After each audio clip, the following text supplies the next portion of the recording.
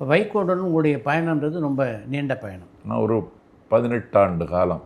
வைகோவிட்ட உள்ள தனித்தன்மை அப்படின்னா நீங்கள் எதை சொல்வீங்க? வைகோவிடம் இருக்கிற தனித்தன்மை அவருடைய விவாத புலமை. நாடாளுமன்றத்தில் அவர் ஆர்கியூமெண்ட் வைக்கிறது. ஒரு 56 கவன ஈர்ப்பு தீர்மானங்களை ஈழப் பிரச்சனையில் டெல்லியில் முன்வைத்தார். ஒரு அசாத்தியமான துணிச்சல், அமானுஷ்யமான நினைவாற்றல். ஒரு ஒன்றை படித்தோடனே அவருக்கு ஞாபகத்தில் தங்கிடும், அதை வெளிப்படுத்துவார்.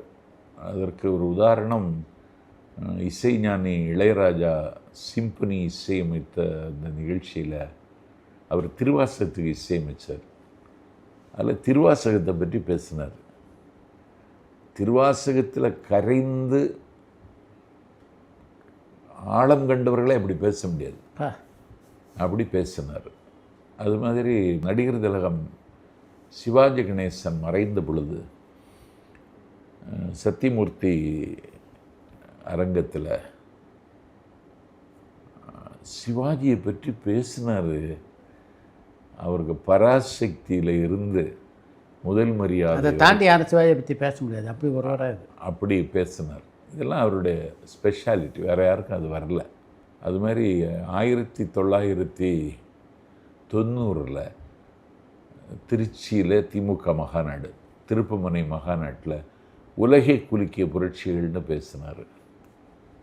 அப்பப்பா, உலகத்தில் நடந்த எல்லா புரட்சிகளையும் வரிசைப்படுத்தி அந்த ரிதமோட அதே ஓசையோட பேசி முடிச்சதெல்லாம் அவர்கிட்ட மட்டுமே பார்க்க முடியும்.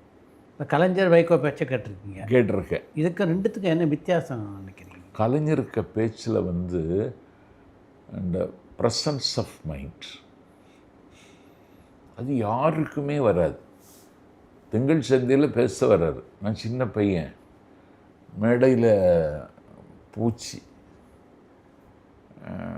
10 நிமிடம் தான் பேசினார். நான் பேச்சுக்கு வாய் திறக்கவா பூச்சிக்கு வாய் திறக்கவான்னு கேட்டார்.